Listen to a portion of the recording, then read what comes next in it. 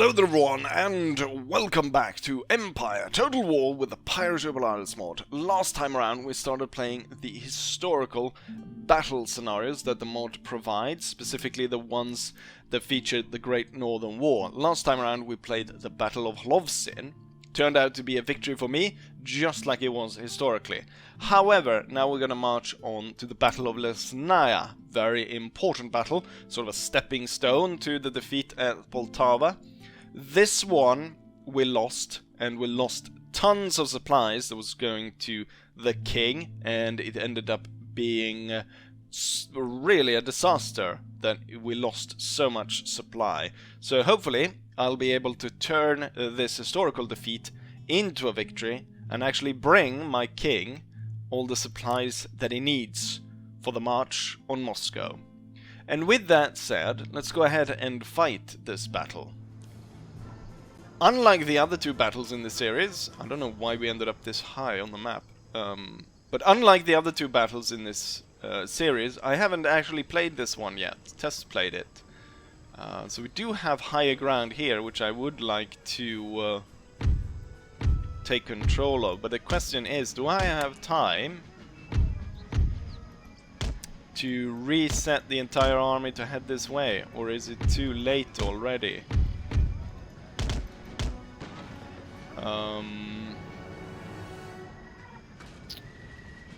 I think this is good strategy. High ground is always where you want to be. And it also looks like the Russians are moving this way. Or perhaps I should have stayed down here and focused on perhaps attacking this part first. Because it looks kind of like their forces are split in a way. We have enemy dragoons riding up. If I'm able to set up before them, it would be nice so I could shoot them. We have the Royal Drabant Corps, which also can fire from horseback. But I think they like fire pistols or something like that, so I don't think we're gonna get much shot out of them. I'm basically leaving. I should actually have these cavalry units out front to screen in front of the enemy. Didn't do much, but we did a little bit. Right, we have a lead. This is the general. I'm probably not going to move him into action. The enemy is going directly onto the pikes. My cavalry was able to intercept them, and now they're squished in between my cavalry and my pikes, which is a great start. If I can get my guns up here and start spraying canister down upon them, then the victory is as good as mine. Looks like the Russians are making some sort of line. Let's get the cavalry into positions. I'm starting to get infantry units up here onto the hill. See about putting the general somewhere safe. And I think we'll just do something like this. Okay, they have another cavalry unit coming straight at us. And it might be good to meet that one.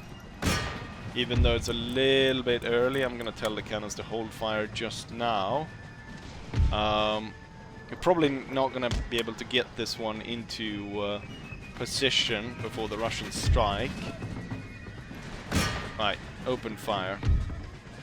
What I wanted to do was just kind of hold the enemy back so that my cannons could set up.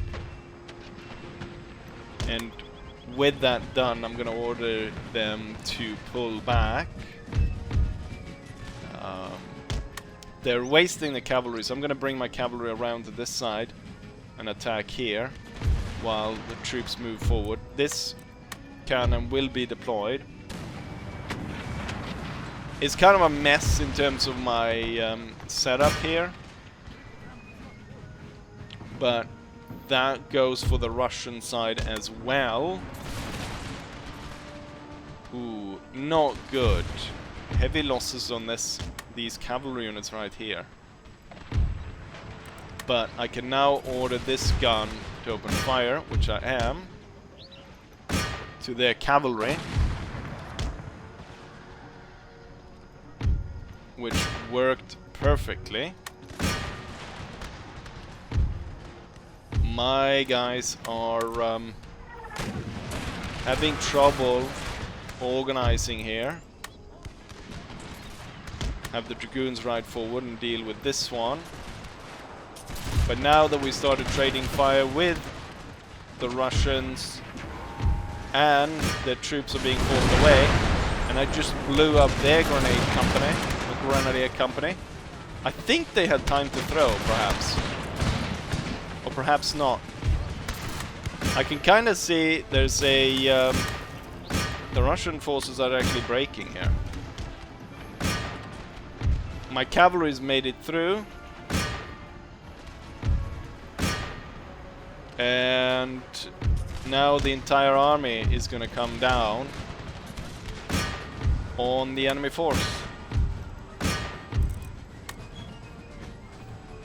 See if we can get canister onto this flank. I should have probably personally ordered the guns where to fire.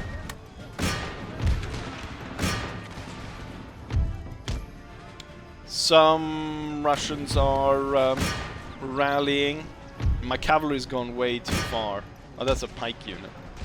That's probably not a good idea. Oh, they were still set on hand grenades? That's crazy.